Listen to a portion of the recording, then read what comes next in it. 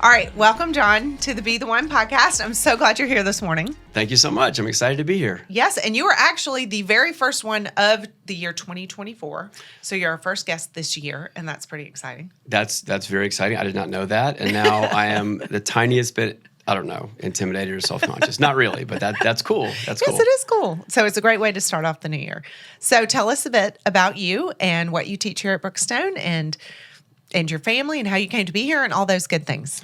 Sure. Yeah, my story, I guess you might call it, in the sort of basic way pertaining to Brookstone and all that.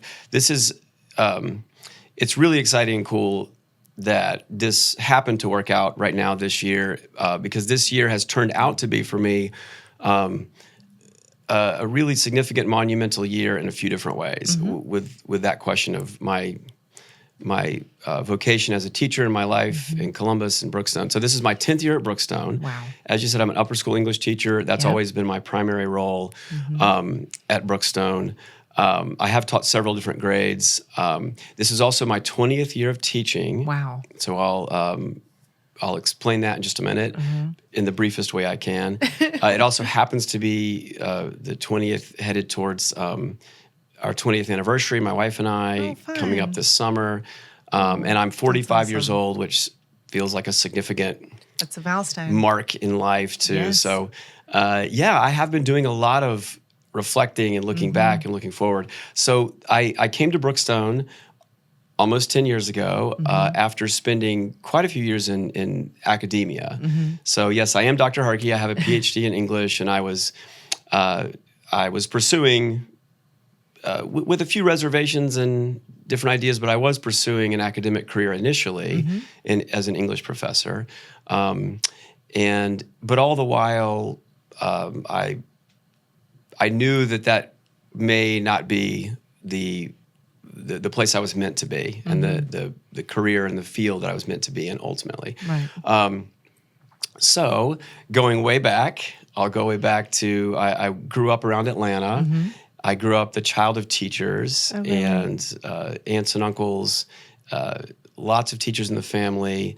I had incredible teachers throughout my own time at Woodward Academy, which is where my dad taught, and then at Landmark Christian School, where he was the headmaster for about 10 years. Really? And so growing up, I think I was surrounded by educators, and I was myself.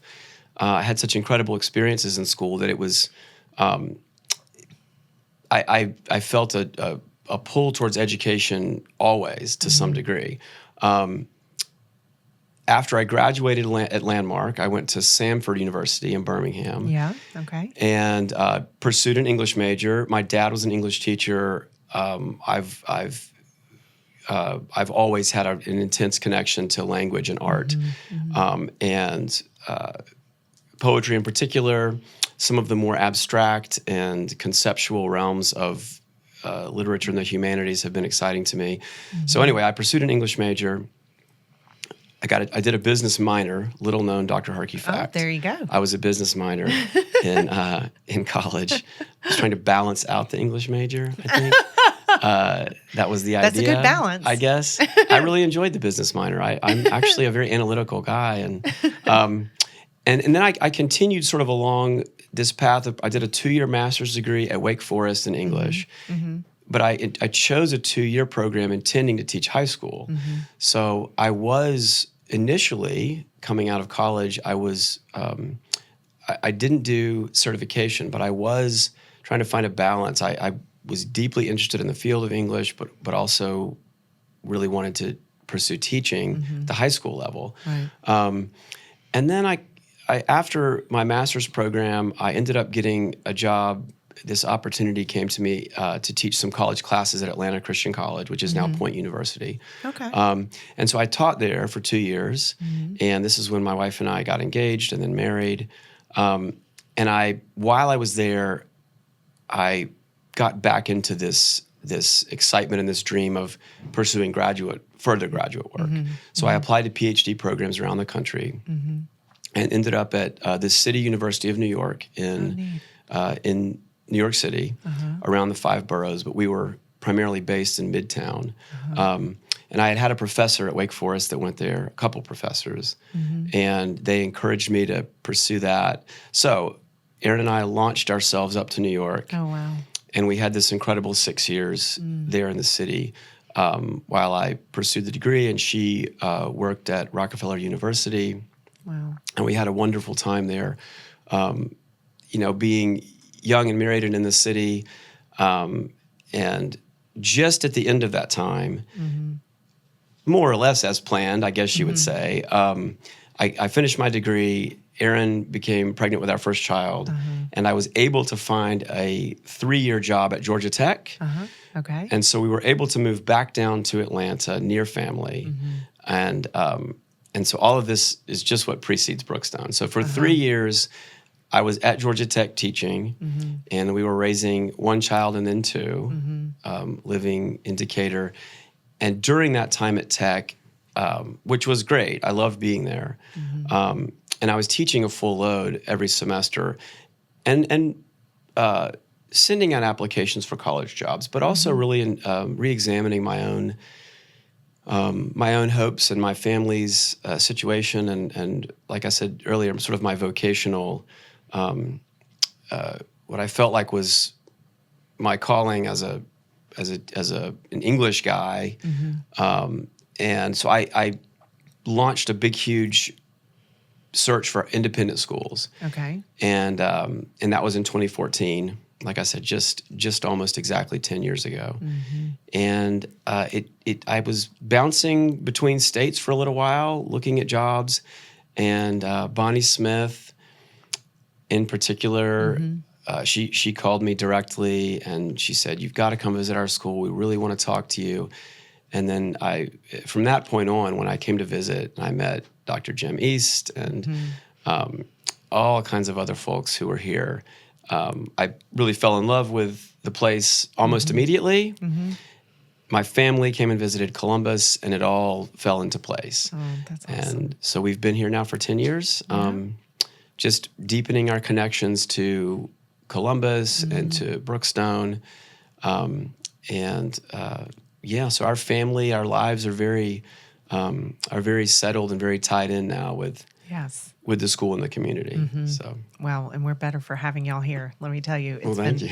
I actually remember when you were interviewing, talking to Bonnie, and she was so excited once you had accepted the job, and I hadn't even met you yet. Right, but I remember right. her enthusiasm over your coming. Her enthusiasm, which, there were several people who were just so helpful and kind right from the beginning. But it was really fun and cool because Bonnie, she was the main person who was talking to me and answering my questions. And if anyone who knows Bonnie Smith, it was this wonderful combination of being completely on top of things, but also just being absolutely focused on me, listening to me, wanting to help me, and enthusiastic, which I am. Right. I am an enthusiastic person, maybe more than anything else. This is the word that, for better or worse, this is what comes up. So, Dr. East as well. It's always when I'm at any place and there are people with energy and enthusiasm and maybe even some quirkiness, it makes me feel at home. It makes me feel like there's room for people to express themselves and be, to sort of be happy and positive and stuff. So, I love it too. I love it. It makes life fun. Exactly. Yeah. So you teach, you said you've taught several ages, but now you're teaching mostly seniors. Is that correct? That's correct. So this is my 4th year. Right around 2020, the department was kind of restructured a bit, and since then I've had all of the seniors. It's my 4th year with all of the seniors, with the one little asterisk being that this year, because the class was so big this year, which is a great thing, Hope Boswell has one section of seniors. So I do have all but 15 this year. But yeah, for the past 4 years, I've been more or less the senior English teacher. And because of how our schedule works, that means I see them every single day. Yeah. And I think I'm the only, I know that I'm the only class or teacher that that's true of. Right. Right. So it's a massive opportunity and responsibility Right. to be in that role. Right. Essentially, it's like an extra grade chair, an extra Right. college counselor, especially given that it's English, Right. which is a realm where you are discussing and reflecting and writing and thinking. Yes, so all that has been so cool. That's awesome. One of the huge things of being a senior is deliberate life. And you are responsible for the deliberate life as well, are you not? Or over it? Sort of. Yes, kind of? Yes, this is worth explaining briefly. So, yes, the Deliberate Life program has been around for quite a few years now. It preceded my coming to Brookstone. I believe that Catherine Trotter and Jim East I think it was them. started the program as a senior project that had a speech component, where they were presenting, the project they had done. We revamped. This also, the story of this goes back to 2020. We revamped the program for various reasons. COVID was only a part of it, but there had been a lot of discussion about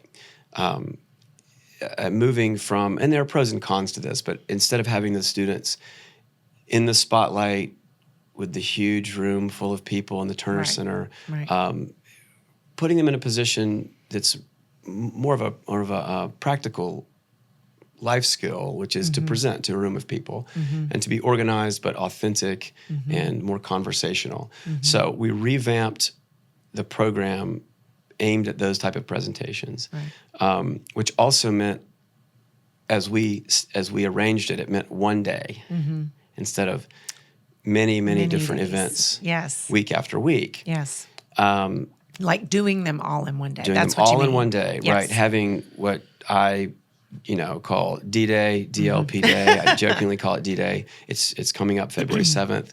Yes, right around the corner. It's around the corner. This year, it's earlier than ever, and so everyone is now looking at the same ultimate deadline, the same target event. So that's all to say, when we did all of this rearranging and we had this new kind of vision and plan, we put together a committee. I say Gary Sullivan was, and Jim East at the time were the main ones who pushed for the change. And then Megan Blackman, Hope Boswell, and I, we were all sort of made a kind of ad hoc committee. Right. And then that has now, Megan Blackman, Hope Boswell, and the three of us and I, we're sort of what you call the core committee. Okay. But as the senior teacher at the time and continuing, I sort of was in a position to take the lead and create a lot of the new documents, the new assignments, the new communications. So I have sort of been. I have to remind the students sometimes that I'm not the czar of the whole thing. Like I don't call all the shots. It's not. There is a committee. That mainly I'm, their coach, their sort of deliberate life advisor, their English teacher. But I am the one day to day. Just today, they're not happy about this, but this week they're required to do an informal, very simple, small practice version of their presentation to their classmates. Okay. And so this is their first. They're being nudged into some of that presentation mode. Right. And so we structure it. It's heavily structured to try to lead them and prepare them for the big presentation. Right. So it's almost not year long, but it starts in the spring of junior year, and they turn in a proposal to their junior teacher, which has been Hope Boswell primarily, and she helps to get their plan in place, and then it's their job to work on the project, which is supposed to be primarily driven by personal interest, not necessarily by career interests, although sometimes that happens. But we want to. The project is tied back to Henry David Thoreau, and I was going to ask you to speak to that a little bit. Yeah. So, and this is, I'll have to keep myself from talking too much about Thoreau because he's a misunderstood figure in different ways, in both directions. Some people, I guess you could say they kind of valorize him or celebrate him without recognizing some of his weaknesses, or and then other people, when they discover, he lived not too far from his mom, or he wasn't actually out in the woods all by himself, and they dismiss him and they say, he was a fraud, it was ridiculous. And there's something in between is true. But Thoreau, when he decided to do this experiment and go more or less live by himself and build his own cabin, make his own food, and write about it, the real point of his project, his living deliberately, was to pay the highest level of attention that he could to his own life and to the world around him and to his own mind, and to sort of to better understand himself and the world he lived in. He wasn't really trying to say, look at me. Right. I did the coolest thing, or you should all do what I'm doing. And if you look, I need to do it again this year, but there were about 5 years in a row where I put together my own little booklet that I would call it my Thoreau mixtape. And it was my own selection of passages from Walden. Oh, really? That were lesser known, but that I thought were really powerful. Yeah. And I made them for the seniors, these little small booklets on yellow paper. And I would give them to the seniors every year. But a lot of those passages that I chose, he's really saying things like, don't just do what everyone tells you to do. Don't just do what you're expected to do. Right. Every day is a new day, is full of possibility. Try things out. Pay attention to your own life. Be a student of life. Learn to play, but in a serious way. Right. It's this wonderful stuff, which that's what living deliberately means to Thoreau, and I hope to us. Right. So, we're and it can be tough. I think this is precisely why it's a good thing for the students to be asked to do. They're quite overwhelmed. Yes. They're very stressed and busy, and so much of what they're having to do is precise. It's obligation, and so to be told, okay, you have another obligation, but this time we want you to do something that you want to do. Right. Learn a new skill, build something. Right. Try out a thing you've always wanted to try out. Right. And sometimes they hold back a bit, or they're hesitant to take a big leap. Other times they do take a leap, but it gets them thinking. It requires them to kind of take themselves seriously and think about, what am I into? What do I want to be into? What kind of risks could I take that might lead me in a cool direction? So just raising those questions and then having them see each other all do it in different ways. And man, that was a cool project. Remember your project? So I think it's a really cool program. And we're constantly trying to refine it and revise it. Right. But and now having been here for quite a few years, I've heard students who've graduated years ago who will still remember and talk about their own projects and other projects. So we're in the thick of it right now. That's fun. We'll get to it in a couple more weeks, and then I can't wait. And they'll be done. They'll be done. Yeah, you should come visit. Yeah. Oh, yeah. Definitely. I got it on Drop my calendar. Drop in on a few. I know. You should come up with your own little list Yes. of which presentations you can hop around to. I know. Because that is the one thing about doing it all in one day. You wish you could see everybody. I know. But it is really a wonderful thing, a wonderful project. It's a great program. And it does stick with you. People do talk about them for years and years. Right. So. And I think especially in this new format, I used to teach college, so I can, with some legitimacy, I can make this prediction that they will be asked. I mean, they present in high school as well, but in high school and beyond, you will be asked to to present material, to present an idea in a group individually, it will often be smaller scale, 5 minutes, 10 minutes, 15. And essentially in those moments, you have to have the poise and you have to have some strategies to kind of lead the room, and so that, we want that for them.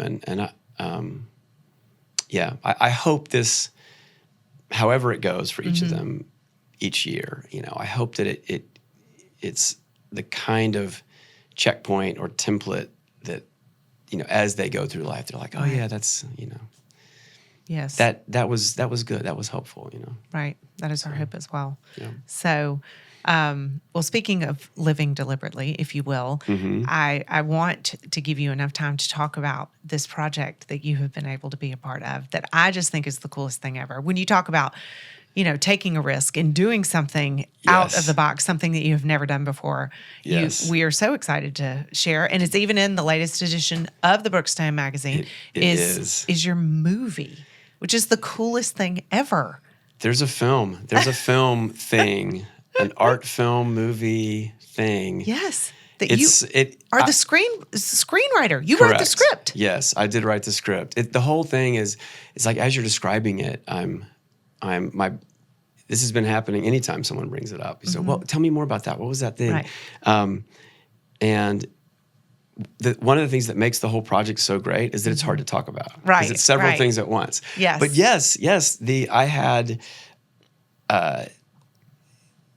I did write a screenplay, which I'd never done before. And the circumstances around my writing of it are very specific, and I'll explain those. But it was scary. I'm so proud of it. As you should be. Of course, I have. Of course, there are things as happens with anyone with a big project. You look back and you're like, oh, I wonder if I could have done it that way or this way. Sure, yeah. But it was quite the endeavor and the process and the saga. So the story. At Samford University, one of my best friends and roommates there was a guy named Micah Stansel that I had already known since 6th grade. We ended up going to college together. And Micah, at Samford, he studied journalism and art. And then later he ended up going to film school. Okay. His wife, who was one of my wife's best friends at Samford and then Georgia. No way. They ran together. Whitney Nelson at the time, Stansel now. She studied art at Georgia. Okay. And so she and Micah really bonded over art. And then as they settled into Atlanta, they became sort of joint filmmakers. And they would work together on these experimental films, experimental mainly in structure. So they would film these multi-channel pieces, which means several screens happening at once. Which I have no idea how that works. Right, and it's very complicated. Yeah, I'm sure. And it's very ambitious, of course. And then even more wildly ambitious, most of their pieces were designed to be projected onto buildings or into public space. Right. So way back in I think it was 2009, we were in New York. They were down in Atlanta kind of developing this new thing they were doing. And they projected I think it was like a five channel film as part of a big event. And that started this process. So when we moved from New York back to Atlanta, we all reconnected. And Micah and Whitney immediately asked me to contribute something to a project at the time in 2012. Okay. So I wrote this voiceover script to go along with a massive film they did, projected onto the side of the High Museum. That's so cool. Also projected into the inside of the MoCA Museum of Contemporary Art in Atlanta. Art in America wrote about it. It was an incredible piece. That's so cool. And I played this really small but cool role in it, where I wrote this optional, you could put on headphones and hear like a strange thing I wrote in the headphones. But that started a collaborative artistic relationship. So all of our years in Atlanta and continuing into Columbus, when they've done projects, they have reached out to me often to play some role as a writer. Okay. In 2018, the 725 Ponce building, which was built by New City Development in Atlanta, Jim Irwin, the same people who built Ponce City Market, Right. they built this really cool office building right on the Beltline. And they commissioned, somehow they knew about Micah and Whitney, they commissioned them to create a film for the opening of the building to be projected onto the side, cool. which was incredible. And they came to me, and this is even more crazy to me, because again, I hadn't written a screenplay ever, but they said to me, instead of just coming in later and writing a small thing, we'd love for you to try to write a screenplay for this piece. Did they give you was it a and prompt? so we sat, we talked on the phone, we met at Waffle House in Hogansville, and we talked. They had very little at the time. They knew locations they wanted to shoot. They knew a couple of the kinds of characters they had in mind, and they knew that the piece, because it was projected into this particular at this place, which is the Old Fourth Ward in Atlanta.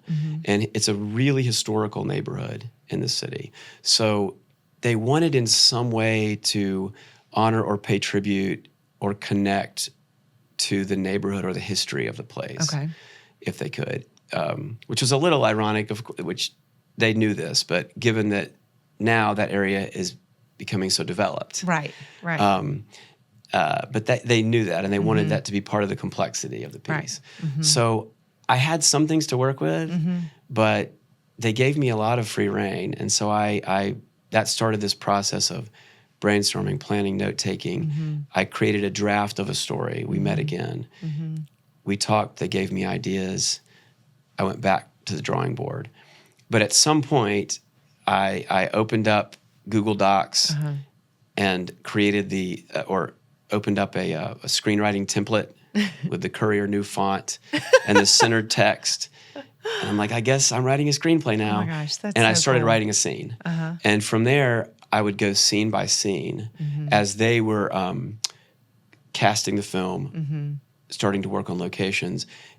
And then throughout my writing of the film, we were still talking and collaborating. So it is true that I wrote a screenplay, but the collaborative experience was so specific and so cool. These are old friends of mine. Yeah. We know each other so well. I was trying to write something that I felt that mattered to me, but also something that I felt would, I was writing it on their behalf in a way. Right. So I wanted it to be meaningful and dynamic for them as artists. Right. And I really did pour myself into it, heart and soul. And there are a lot of things. It's a screenplay. There's a story there, but it's also because a lot of their work is more artistic and experimental. Right. There's also just a lot of, I guess, what you might call poetic or philosophical material in there, and kind of symbolic stuff, and so it's a very layered, complex, film. Right. Is it the type of thing anybody could stream? I know it was shown outdoors. Right. So this has been, so many people have been asking, Right. Can we see it? Is it available, accessible? Right. It is currently not available or accessible, unfortunately. This is a tough, I haven't put them on the spot too much about this, but I know from conversations, it's sort of a double-edged thing, or a thing they've accepted for now. So much of their work is, as I was saying, is like these public projections. Right. So by nature, they're temporary. They're kind of ephemeral. Right. People are passing by, and I can see that. And so I think they're still wanting to preserve that quality. On the other hand, as far as I know, Micah, because I should just note that Whitney does a lot of the production, the casting, sort of artistic advisement, but Micah is the technical filmmaking genius. Honestly, he's sort of a genius in the realm of film. Like he does all of the shooting, the editing, the the sounds. I mean, he's an obsessive, meticulous craftsman. Right. And so he has been going back over it. I think he's going to try to put together a version that can be sent to film festivals and maybe posted online. Right. I mean, everyone, it would be great if it was just, here's a link, here's the film. Right. And of course it would be different than it is on the side of a building. But yeah. But I think it would translate. Right. This particular film was designed for the square side of the building. And it has these two channels, two different things happening, which sometimes then go into one. Oh, interesting. So that's what I noticed. It looked like there were two scenes happening on top of one another. So the pictures or videos that you may have seen, you'll see that kind of alternate structurally, where you have two things, but it's like two angles of the same thing. Right, yes. At times, and then other times it's two different things, and then it will resolve into one image. That's so neat. And, that's part of the kind of formal aspect of the film. But all of that would still translate to a computer screen. Right. Yeah, I'm hopeful. I'll check in with him sometime soon, but I'm hopeful that more people can see it. Because, I'm well, to share your work. I'm right, exactly. Well, and theirs. I mean, like I said, exactly. they've and this is years in the effort. making. I mentioned 2018, years in the making, because it was initially we were all scrambling to get it done for the opening of the building, right? Which was right at the beginning of 2019, and then it sort of got put on hold, right? And then COVID happened, and it really got put on hold, just put on the shelf. And none of us, we all assumed maybe that was the end of it. And that it was shown maybe 2 times, I think, way back in 2019, 2020, beginning of 2020 before the pandemic. But there were some other circumstances that sort of brought it back to the surface. Right. And Micah he kind of re-edited the whole thing. And that becomes part of, like I said, the saga of it is these years of being patient, waiting, continuing to talk and hope and revise. And one really cool thing just personally is that our own kids, because they have 3 kids as well, Micah and Whitney. So our 3 kids and their 3 kids this past fall were able to see the film, which we had all made. Yes. Oh, that's cool. And actually absorb it and feel kind of understand it and the impact of it. Right. Whereas 4 or 5 years ago, like they were little kids. Right. Yeah. They were too little. So that was that's really cool. neat. That was that's pretty really special. Neat. Yeah. Where did the title come from? Yes. Good question. Yeah. So Let Light Perpetual is, and I have this, you can see this little faded, this is my notebook from. It says Let Light. Let Light. For a while, and that's still my own abbreviation is Let Light. I just call it Let Light, or LLP. But Let Light Perpetual is a phrase from the Book of Common Prayer. Specifically the Episcopal, a portion of the liturgy in the Book of Common Prayer, which is the Anglican and Episcopal book, which has prayers and various sort of orders for different services, but what are called the prayers of the people.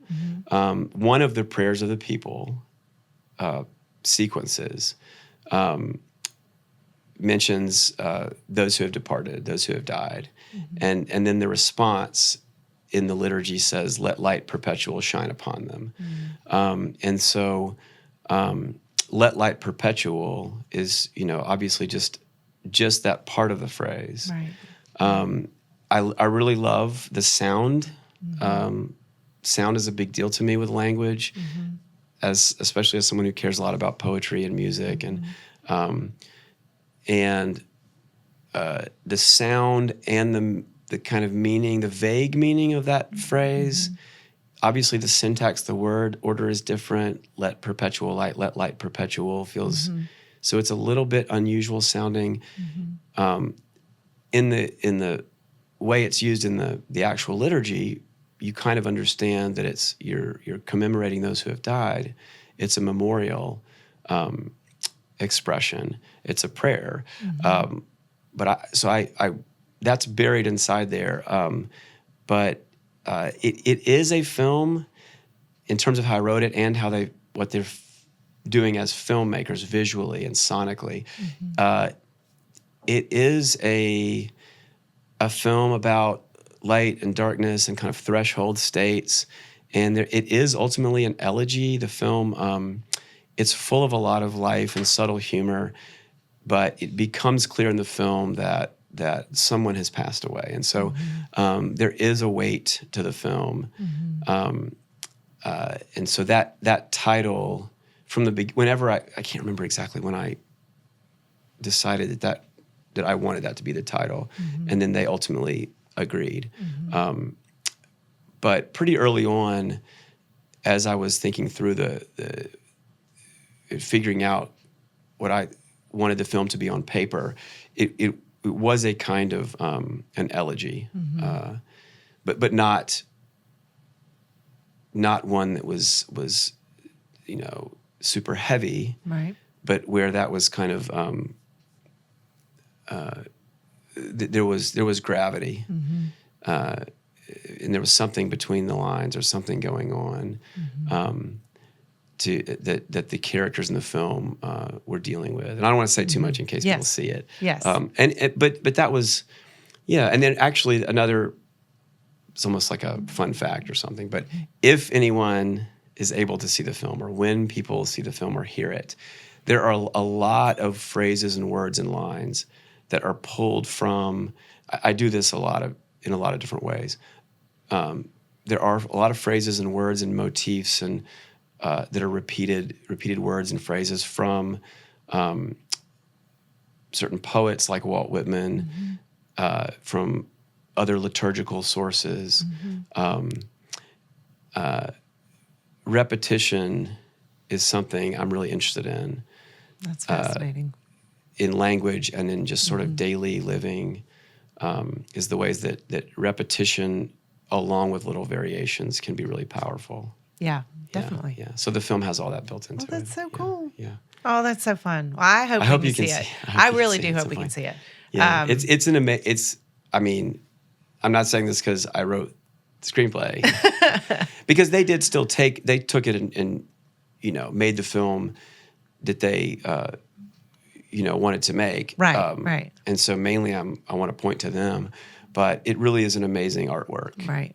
As a whole synthesized artwork. The sound, there's a score, but there's also a different guy actually wrote the whole entire score. Oh, wow. And he rewrote the score. It's very complex and interesting. And I'm sure just the experience of being outside, the visual, the audio, all of it, it's real immersive. Right. Well, that's a good segue into kind of our core values, if you will. Yes. So it's a question I really like to ask our guests is, we have 7 core values as a school. Courage, loyalty, I guess if I say them in order, loyalty, courage, wisdom, honor, service, respect, and leadership. So, what do they mean to you? And is there one in particular that is important to you, and kind of exactly what you are doing? What do you feel is important about imparting these to our students? Yes, the core values. I love talking about these core values, and I almost in any values, core values, secondary, tertiary values, value systems. I love it. I've become a little obsessed with it, believe it or not, in the classroom and outside of the classroom. So I have in my room, I have my own, believe it or not, I have my own little list of core values. Oh, really? That kind of parallel There Brookstone's. you go. Okay. There are 5 of them. I should remember all of them, but diligence, thoughtfulness.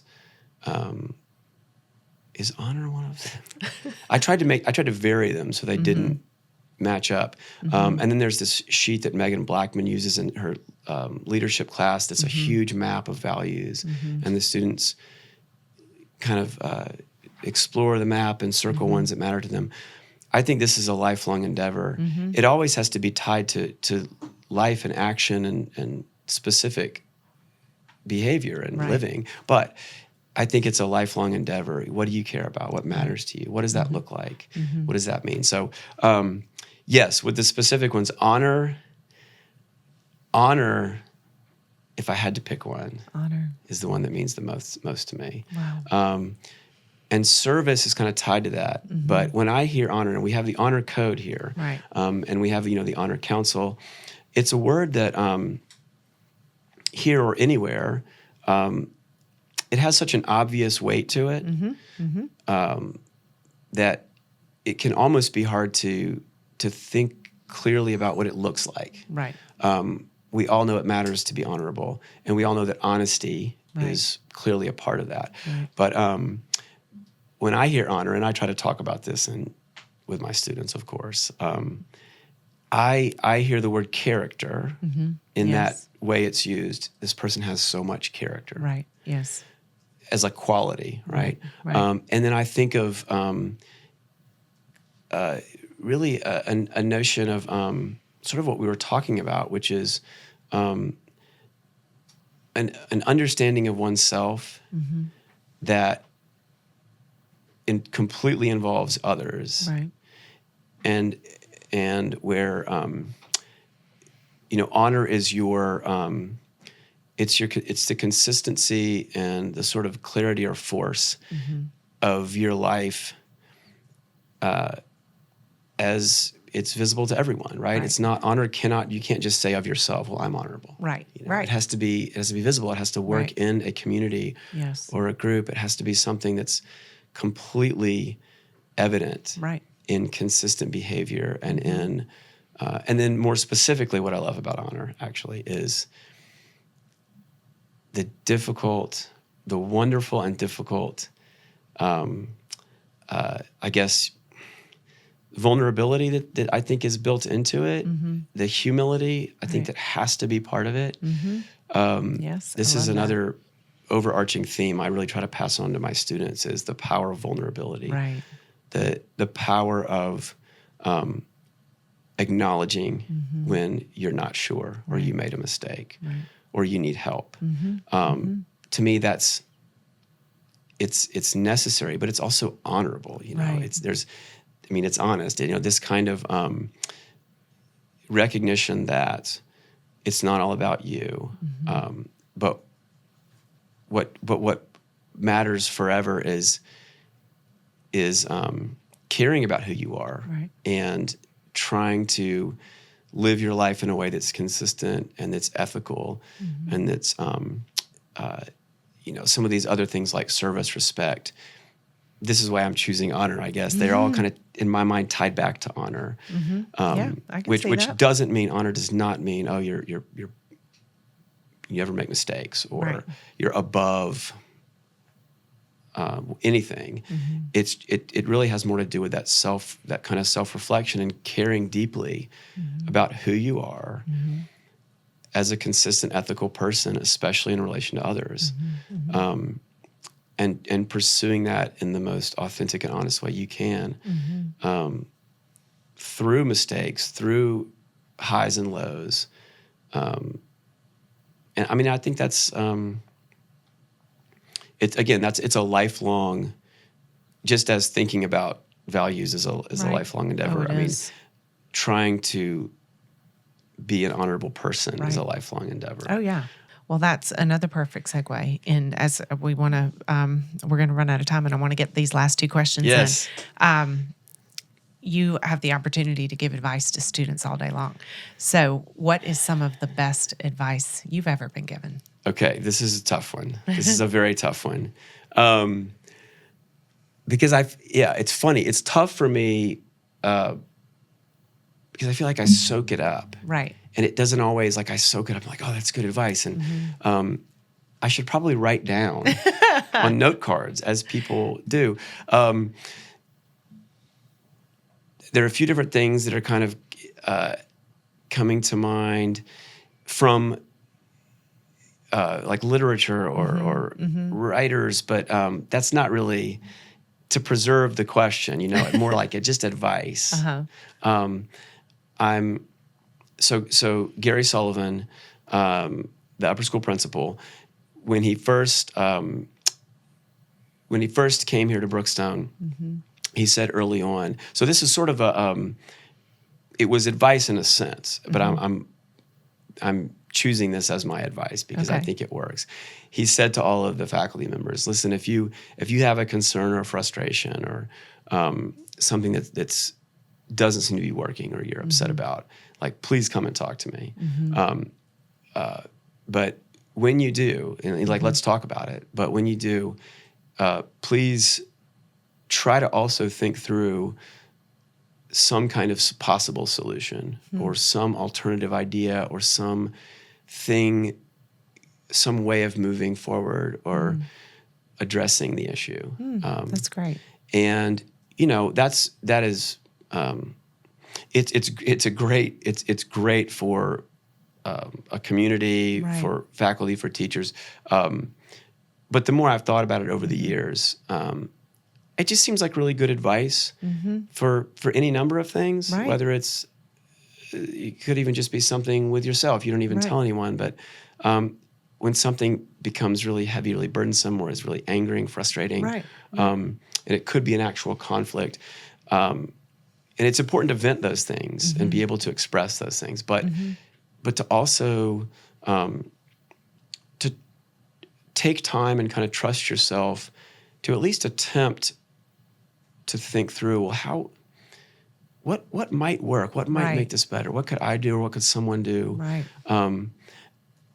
I just think that's really good advice. Yes, definitely. Because it's not just about solving the problem necessarily. It's like that activity of at least pretending it could be solved. Or let me think of what are possibilities. That's, I think, so important.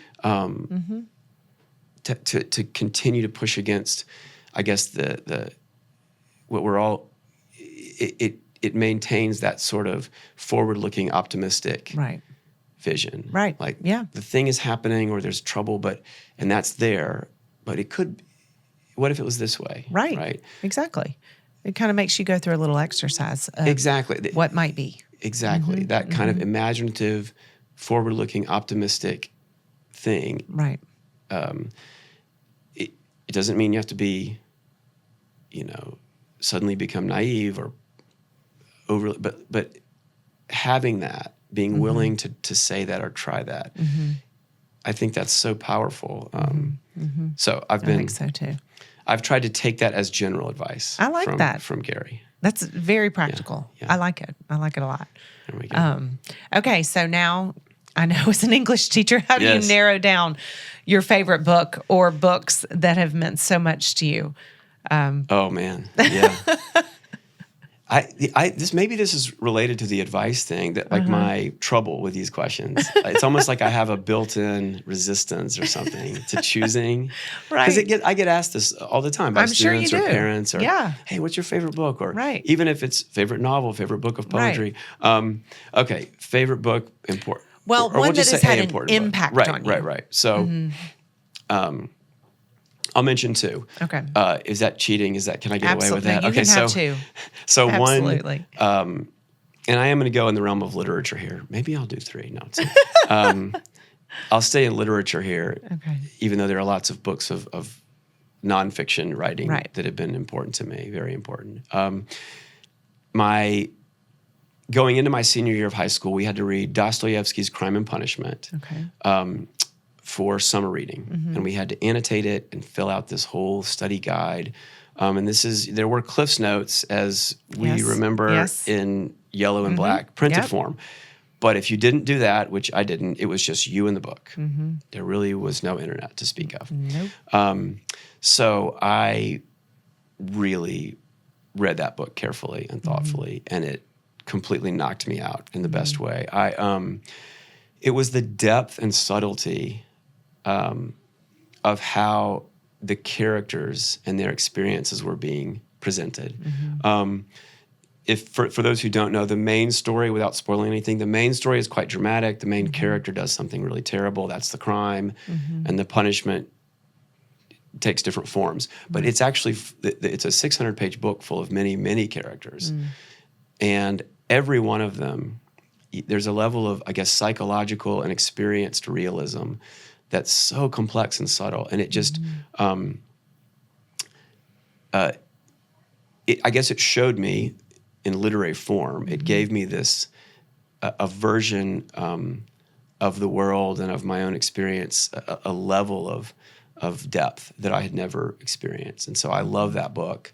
It's also a great read. I've taught it a couple times, but I often cite that as my favorite novel. Okay, I have not read it. It's sort of like 4 or 5 novels in one. It's a detective story. It's a theological, religious story, philosophical, social. It's a sort of social, urban realism story. Many things. It's an amazing book. Okay. It's incredible. So that's like a perennial favorite. All right. Another recent favorite, which is very tied to teaching, is Zora Neale Hurston's novel, Their Eyes Were Watching God. Oh, yeah. So Zora Neale Hurston, I've taught this novel several times. I read it in high school, so I do have a connection back to my senior year of high school. But she wrote this novel in 1938. She had been trained as an anthropologist. She grew up in Florida. And so when she wrote the novel, she was drawing from her own experience, but also from her sort of studying of the communities she grew up in, which were these very specific Black communities in Florida. And when she wrote the novel, sort of like was saying with Crime and Punishment, she somehow managed to weave together all of these different things and threads within a single work of fiction. So it contains, this is what I love about it, is it's so complex, but it has all of this wonderful vernacular language, which, she was documenting and hearing, and which is difficult, challenging to read, but it's so lively and dynamic.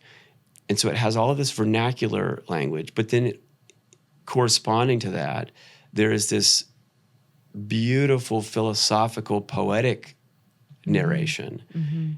You feel like you're reading poetry that is intertwined with these scenes in the vernacular language. Well, I haven't read that one either, so I'm putting that one on my list. Well, it is. Javon Stewart has told me this is her favorite book. Really? Yes. Okay. And so you can ask Javon about it, and then we should all have a conversation. No kidding. No cool. kidding. Yeah. Well, I have often thought I would love to audit your class because I'm sure the Yeah. conversations are so interesting. I love this, this journey, this life of especially with high school students, of being with them, watching them grow, challenging them, and just continually trying to be the best kind of teacher I can be for them at this critical time in their lives. So I love that.